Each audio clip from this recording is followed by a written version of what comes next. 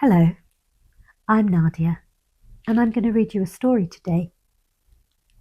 The story I'm reading is called The Secret Garden by Frances Hodgson Burnett.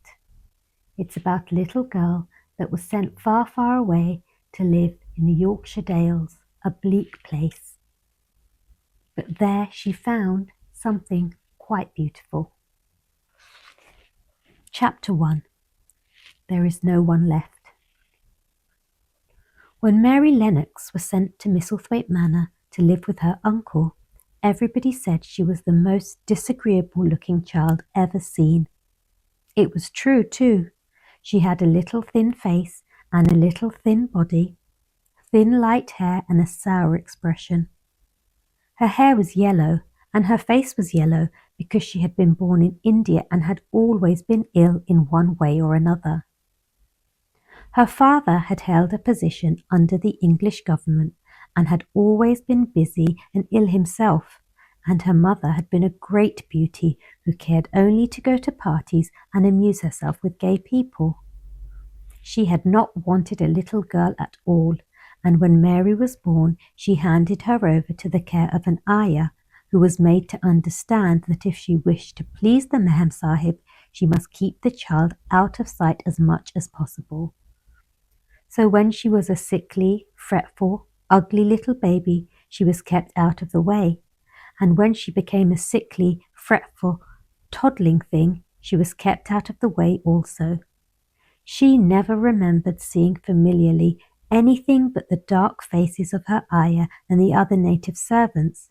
And as they always obeyed her and gave her her own way in everything, because the Mehem Sahib would be angry if she was disturbed by her crying, by the time she was 6 years old, she was as tyrannical and selfish a little pig as ever lived. The young English governess who came to teach her to read and write disliked her so much that she gave up her place in 3 months. And when other governesses came to try and fill it, they always went away in a shorter time than the first one. So if Mary had not chosen really to want to know how to read books, she would never have learned her letters at all. One frightfully hot morning, when she was about 9 years old, she awakened feeling very cross, and she became crosser still when she saw that the servant who stood by her bedside was not her ayah. "Why did you come?" she said to the strange woman. "I will not let you stay. Send my ayah to me." The woman looked frightened, but she only stammered that the ayah could not come, and when Mary threw herself into a passion and beat and kicked her, she looked only more frightened and repeated that it was not possible for the ayah to come to Missy Sahib. There was something mysterious in the air that morning. Nothing was done in its regular order, and several of the native servants seemed missing, while those whom Mary saw slunk or hurried about with ashy and scared faces. But no one would tell her anything, and her ayah did not come. She was actually left alone as the morning went on, and at last wandered out into the garden and began to play by herself under a tree near the veranda. She pretended she was making a flower bed, and she stuck big scarlet hibiscus blossoms into little heaps of earth, all the time growing more and more angry and muttering to herself the things she would say and the name she would call Sadie when she returned. "Pig, pig, daughter of pigs," she said, because to call a native a pig is the worst insult of all. She was grinding her teeth and saying this over and over again when she heard her mother come out onto the veranda with someone. She was with a fair young man, and they stood talking together in low, strange voices. Mary knew the fair young man who looked like a boy. She had heard that he was a very young officer who had just come from England. The child stared at him, but she stared most at her mother. She always did this when she had a chance to see her, because the Mem Sahib, Mary used to call her that oftener than anything else, was such a tall, slim, pretty person and wore such lovely clothes. Her hair was like curly silk, and she had a delicate little nose which seemed to be disdaining things, and she had large, laughing eyes. All her clothes were thin and floating, and Mary said they were full of lace. They looked fuller of lace than ever this morning, but her eyes were not laughing at all. They were large and scared, and lifted imploringly to the fair boy officer's face. "Is it so very bad? Oh, is it?" Mary heard her say. "Awfully," the young man answered in a trembling voice. "Awfully, Mrs. Lennox. You ought to have gone to the hills 2 weeks ago." The Mem Sahib wrung her hands. "Oh, I know I ought," she cried. "I only stayed to go to that silly dinner party. What a fool I was." At that very moment, such a loud sound of wailing broke out from the servants' quarters as she clutched the young man's arm, and Mary stood shivering from head to foot. The wailing grew wilder and wilder. "What is it? What is it?" Mrs. Lennox gasped. "Someone has died," answered the boy of officer. "You did not say it had broken out among your servants." "I did not know," the Mem Sahib cried. Come with me," and she turned and ran into the house. After that, appalling things happened, and the mysteriousness of the morning was explained to Mary. The cholera had broken out in its most fatal form, and people were dying like flies. The ayah had been taken ill in the night, and it was because she had just died that the servants had wailed in the huts. Before the next day, 3 other servants were dead, and others had run away in terror. There was panic on every side, and dying people in all the bungalows. During the confusion and bewilderment of the second day, Mary hid herself in the nursery and was forgotten by everyone. Nobody thought of her, nobody wanted her, and strange things happened of which she knew nothing. Mary alternately cried and slept through the hours. She only knew that people were ill and that she had heard mysterious and frightening sounds. Once she crept into the dining room and found it empty. There were partly finished meals on the table, and chairs and plates looked as if they had been hastily pushed back when the diners rose suddenly for some reason. The child ate some fruit and biscuits, and being thirsty she drank a glass of wine which stood nearly filled. It was sweet, and she did not know how strong it was. Very soon it made her intensely drowsy, and she went back to her nursery and shut herself in again, frightened by cries she heard in the huts and by the hurrying sound of feet. The wine made her so sleepy that she could scarcely keep her eyes open, and she lay down on her bed and knew nothing more for a long time. Many things happened during the hours in which she slept so heavily, but she was not disturbed by the wails and the sound of things being carried in and out of the bungalow. When she awakened, she lay and stared at the wall. The house was perfectly still. She had never known it to be so silent before. She heard neither voices nor footsteps, and wondered if everybody had got well out of the cholera and all the trouble was over. She wondered also who would take care of her now her ayah was dead. There would be a new ayah, and perhaps she would know some new stories. Mary had been rather tired of the old ones. She did not cry because her nurse had died. She was not an affectionate child, and had never cared much for anyone. The noise and hurrying about and wailing over the cholera had frightened her, and she had been angry because no one seemed to remember that she was alive. Everyone was too panic-stricken to think of a little girl no one was fond of. When people had the cholera, it seemed that they remembered nothing but themselves. But if everyone had got well again, surely someone would remember to come and look for her. But no one came, and as she lay waiting, the house seemed to grow more and more silent. She heard something rustling on the matting, and when she looked down, she saw a little snake gliding along and watching her with eyes like jewels. She was not frightened, because he was a harmless little thing who would not hurt her, but he seemed in a hurry to get out of the room. He slipped under the door as she watched him. "How queer and quiet it is," she said. "It sounds as if there was no one in the bungalow but me and the snake." Almost the next minute she heard footsteps in the compound, and then on the veranda. They were men's footsteps, and the men entered the bungalow and talked in low voices. No one went to meet or speak to them, and they seemed to open doors and look into rooms. "What desolation!" she heard one voice say. "That pretty, pretty woman. I suppose the child, too. I heard there was a child, though no one ever saw her." Mary was standing in the middle of the nursery when they opened the door a few minutes later.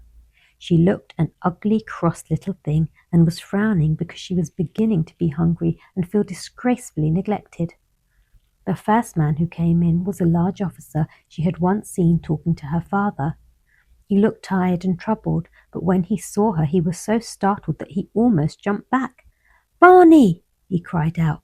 "There is a child here, a child alone, in a place like this. Mercy on us, who is she?"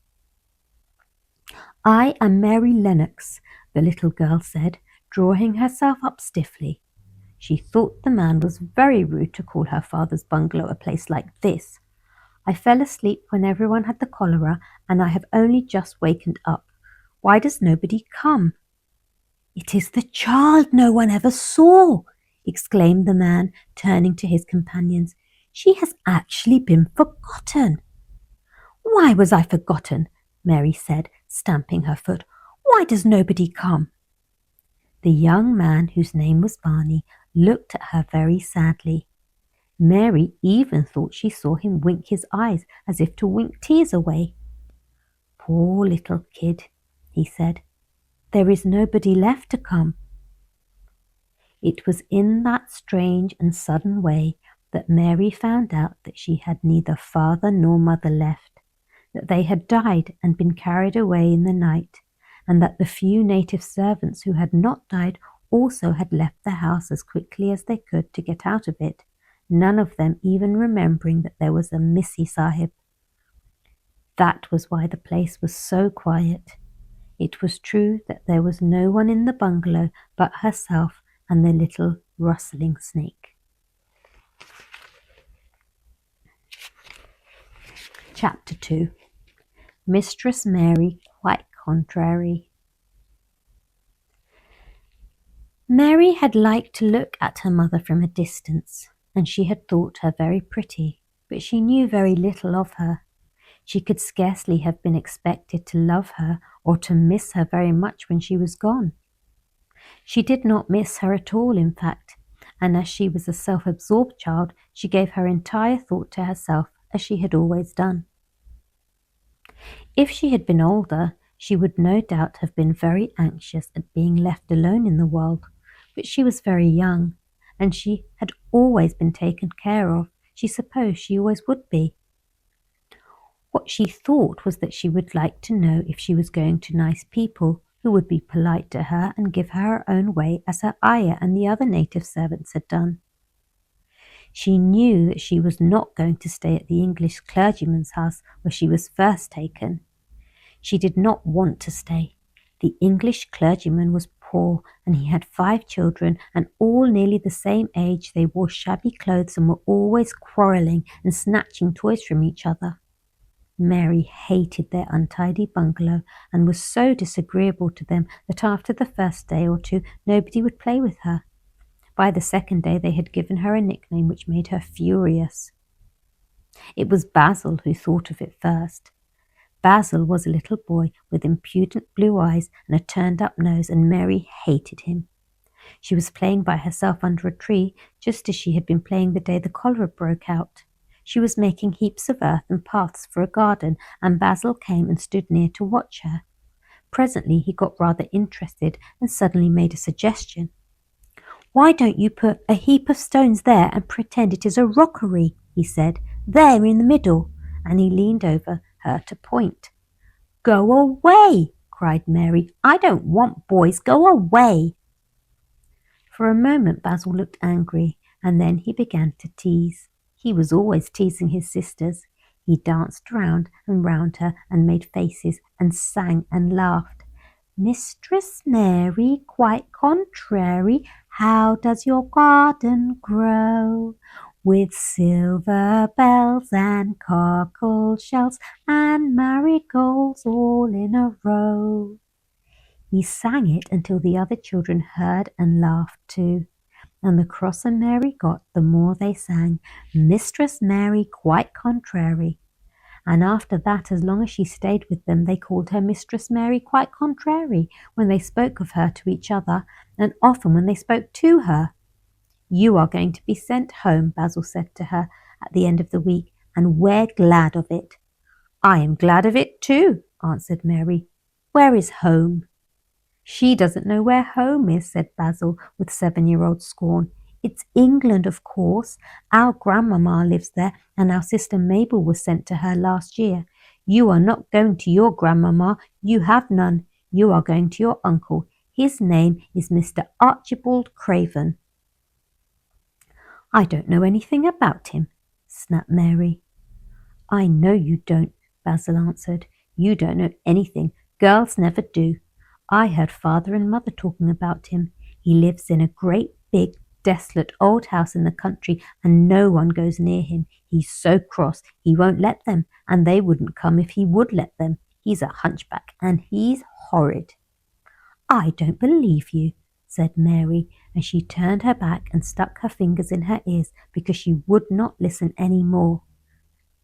But she thought it over a great deal afterwards, and when Mrs. Crawford told her that night that she was going to sail away to England in a few days and going to her uncle, Mr. Archibald Craven, who lived in Mistlethwaite Manor, she looked so stony and stubbornly uninterested that they did not know what to think about her. They tried to be kind to her, but she only turned her face away when Mrs. Crawford attempted to kiss her and held herself stiffly when Mr. Crawford patted her shoulder. She is such a plain child, Mrs. Crawford said pityingly afterwards, and her mother was such a pretty creature. She had a very pretty manner too, and Mary has the most unattractive ways I ever saw in a child. The children call her Mistress Mary quite contrary, and though it's naughty of them, one can't help understanding it. Perhaps if her mother had carried her pretty face and her pretty manners oftener into the nursery, Mary might have learned some pretty ways too. It's very sad now the poor beautiful thing is gone to remember that many people never even knew that she had a child at all. I believe she scarcely ever looked at her, sighed Mrs. Crawford. When her ayah was dead, there was no one to give a thought to the little thing. Think of the servants running away and leaving her all alone in that deserted bungalow. Colonel McGrew said he nearly jumped out of his skin when he opened the door and found her standing by herself in the middle of the room. Mary made the long voyage to England under the care of an officer's wife who was taking her children to leave them in a boarding school. She was very much absorbed in her own little boy and girl, and was rather glad to hand the child over to the woman Mr. Archibald Craven had sent to meet her in London. The woman was his housekeeper at Mistlethwaite Manor, and her name was Mrs. Medlock. She was a stout woman with very red cheeks and sharp black eyes. She wore a very purple dress, a black silk mantle with jet fringes on it, and a black bonnet with purple velvet flowers which stuck up and trembled when she moved her head. Mary did not like her at all, but as she very seldom liked people, there was nothing remarkable in that. Besides which, it was very evident Mrs. Medlock did not think much of her. My word, she's a plain little piece of goods, she said. And we'd heard that her mother was a beauty. She hasn't had much of it down, has she, ma'am? Perhaps she will improve as she grows older, the officer's wife said good-naturedly. If she were not so sallow and had a nicer expression, her features are rather good. Children alter so much. She'll have to alter a good deal, answered Mrs. Medlock, and there's nothing likely to improve children at Mistlethwaite, if you ask me. They thought Mary was not listening because she was standing a little apart from them at the window of the private hotel they had gone to. She was watching the passing buses and cabs and people, but she heard quite well and was made very curious about her uncle and the place he lived in. What sort of a place was it, and what would it be like? What was a hunchback? She had never seen one. Perhaps there were none in India. Since she had been living in other people's houses and had no ayah, she had begun to feel lonely and to think queer thoughts which were new to her. She had begun to wonder why she had never seemed to belong to anyone, even when her father and mother had been alive. Other children seemed to belong to their fathers and mothers, but she had never seemed to be really anyone's little girl. She had had servants and food and clothes, but no one had taken any notice of her. She did not know that this was because she was not an agreeable child, but then of course she did not know that she was disagreeable. She often thought that other people were, but she did not know that she was so herself. She thought Mrs. Medlock the most disagreeable person she had ever seen, with her common, highly coloured face and her common, fine bonnet. When the next day they set out on their journey to Yorkshire, she walked through the station to the railway carriage with her head up and trying to keep as far away from her as she could, because she did not want to seem to belong to her. It would have made her very angry to think people imagined she was her little girl. But Mrs. Medlock was not in the least disturbed by her and her thoughts. She was the kind of woman who would stand no nonsense from young ones. At least, that is what she would have said if she had been asked. She had not wanted to go to London just when her sister Maria's daughter was going to be married, but she had had a comfortable, well-paid place as a housekeeper at Mistlethwaite Manor, and the only way in which she could keep it was to do at once what Mr. Archibald Craven told her to do. She never dared even to ask a question. Captain Lennox and his wife died of the cholera, Mr. Craven had said in his short, cold way. Captain Lennox was my wife's brother, and I am their daughter's guardian. The child is to be brought here. You must go to London and bring her yourself. So she packed her small trunk and made the journey. Mary sat in her corner of the railway carriage and looked plain and fretful. She had nothing to read or to look at, and she had folded her thin little black gloved hands in her lap. Her black dress made her look yellower than ever, and her limp light hair straggled from under her black crape hat. A more marred-looking young one I never saw in my life, Mrs. Medlock thought. Marred is a Yorkshire word, and it means spoiled and pettish. She had never seen a child who sat so still without doing anything, and at last she got tired of watching her and began to talk in a brisk, hard voice. I suppose I may as well tell you something about where you are going to, she said. Do you know anything about your uncle? No, said Mary. Never heard your father and mother talk about him? No, said Mary, frowning. She frowned because she remembered that her father and mother had never talked to her about anything in particular. Certainly they had never told her things. Humph, muttered Mrs. Medlock, staring at her queer, unresponsive little face. She did not say anything more for a few moments, and then she began again. I suppose you might as well be told something to prepare you. You are going to a queer place. Mary said nothing at all, and Mrs. Medlock looked rather discomfited by her apparent indifference. But after taking a breath, she went on. Not but that it's a big, grand place in a gloomy way, and Mr. Craven's proud of it in his way, and that's gloomy enough too. The house is 600 years old, and it's on the edge of the moor, and there's near 100 rooms in it, though most of them shut up and locked. And there's pictures and fine old furniture and things that have been there for ages, and there's a big park round it, and gardens and trees with branches trailing to the ground some of them. She paused and took another breath. But there's nothing else, she ended suddenly. Mary had begun to listen in spite of herself. It all sounded so unlike India, and anything new rather attracted her. But she did not intend to look as if she were interested. That was one of her unhappy, disagreeable ways. So she sat still. Well, said Mrs. Medlock, what do you think of it? Nothing, she answered. I know nothing about such places. That made Mrs. Medlock laugh, a short sort of laugh. She said, but you are like an old woman, don't you care? It doesn't matter, said Mary, whether I care or not. You are right enough there, said Mrs. Medlock. It doesn't. What you're to be kept at Mistlethwaite Manor for, I don't know, unless because it's the easiest way. He's not going to trouble himself about you, that's sure and certain. He never troubles himself about no one. She stopped herself, as if she had just remembered something in time. He's got a crooked back, she said. That set him wrong. He was a sour young man and got no good of all his money and big place till he was married. Mary's eyes turned towards her in spite of her intention not to seem to care.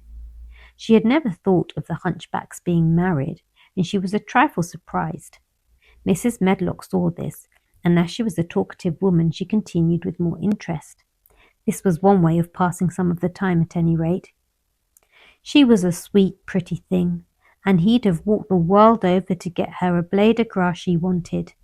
Nobody thought she'd marry him, but she did, and people said she married him for his money, but she didn't. She didn't. Positively, when she died, Mary gave a little involuntary jump. "Oh, did she die?" she exclaimed, quite without meaning to. She had just remembered a French fairy story she had once read called Riquet à la Houppe. It had been about a poor hunchback and a beautiful princess, and it had made her suddenly sorry for Mr. Archibald Craven. "Yes, she died," Mrs. Medlock answered, and it made him queerer than ever. "He cares about nobody. He won't see people. Most of the time he goes away, and when he is at Mistlethwaite he shuts himself up in the west wing and won't let anyone but Pitcher see him. Pitcher's an old fellow, but he took care of him when he was a child, and he knows his ways." It sounded like something in a book, and it did not make Mary feel cheerful. A house with 100 rooms, nearly all shut up with their doors locked, a house on the edge of a moor, whatsoever a moor was, sounded dreary, and man with a crooked back who shut himself up also. She stared out of the window with her lips pinched together. It seemed quite natural that the rain should have begun to pour down in grey slanting lines and splash and stream down the window panes. If the pretty wife had been alive, she might have made things cheerful by being something like her own mother and by running in and out and going to parties as she had done in frocks full of lace. But she was not there any more. "You needn't expect to see him, because 10 to 1 you won't," said Mrs. Medlock, "and you mustn't expect that there will be people to talk to you. You'll have to play about and look after yourself. You'll be told what rooms you can go into and what rooms you're to keep out of. There's gardens enough, but when you're in the house, don't go wandering and poking about. Mr. Craven won't have it." "I shall not want to go poking about," said sour little Mary. Just as suddenly as she had begun to be rather sorry for Mr. Archibald Craven, she began to cease to be sorry and to think he was unpleasant enough to deserve all that had happened to him. And she turned her face towards the streaming panes of the window of the railway carriage and gazed out at the grey rainstorm which looked as if it would go on for ever and ever. She watched it so long and steadily that the greyness grew heavier and heavier before her eyes, and she fell asleep. I hope you enjoyed listening to me read you a story. If you did, don't forget to like and subscribe to my channel. See you again next time for your next installment of The Secret Garden.